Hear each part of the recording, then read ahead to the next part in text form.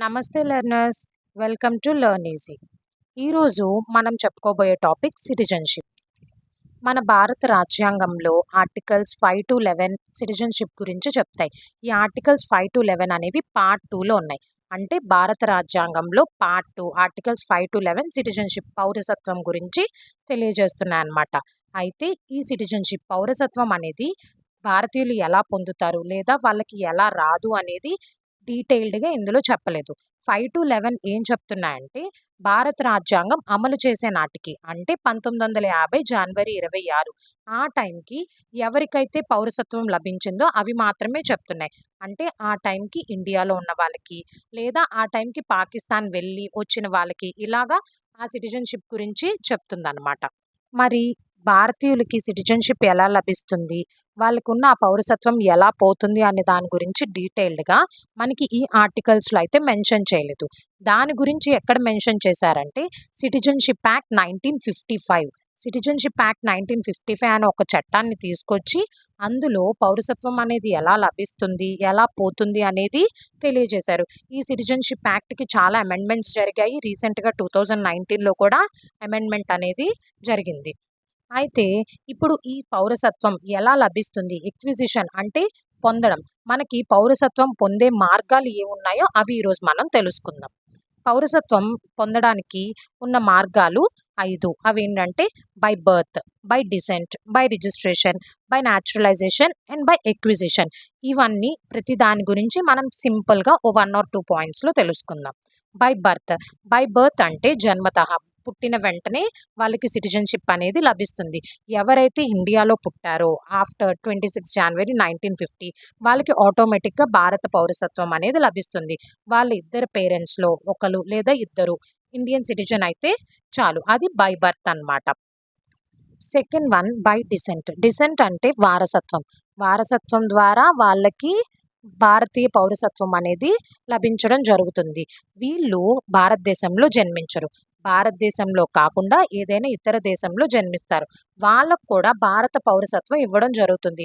ఎలా అంటే వాళ్ళు ఒక ఇండియన్ పేరెంట్‌కి జన్మించడం ద్వారా వాళ్ళకి పౌరసత్వం అనేది లభిస్తుంది. 26 జనవరి 1950 నుంచి 10th డిసెంబర్ 1992 వరకు ఈ మధ్య కాలంలో ఎలా ఉండేదంటే పుట్టిన వ్యక్తి యొక్క తండ్రి తప్పకుండా ఇండియన్ సిటిజన్ అయ్యుండాలి అనే నిబంధన ఉండేది.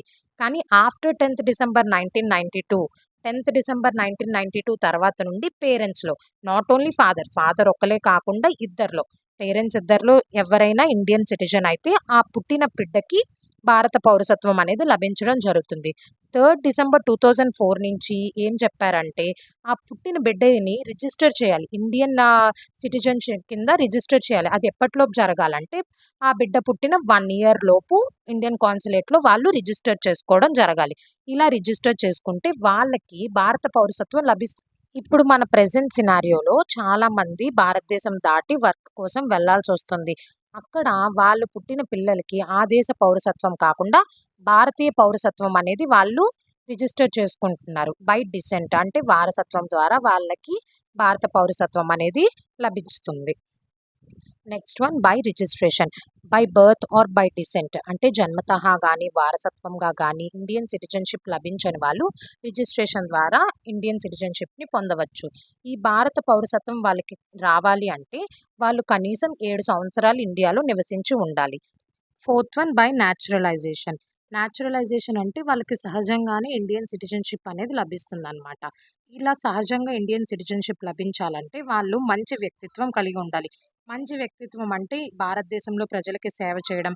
ఫర్ ఎగ్జాంపుల్ మదర్ తెరెసా ఉన్నారు. ఆవిడ వేరే దేశానికి చెందిన సిటిజన్ అయినా మన భారతదేశంలోకొచ్చి ఇక్కడ సేవ చేయడం ద్వారా ఆవిడకి ఇండియన్ సిటిజన్షిప్ అనేది ఇవ్వడం జరిగింది.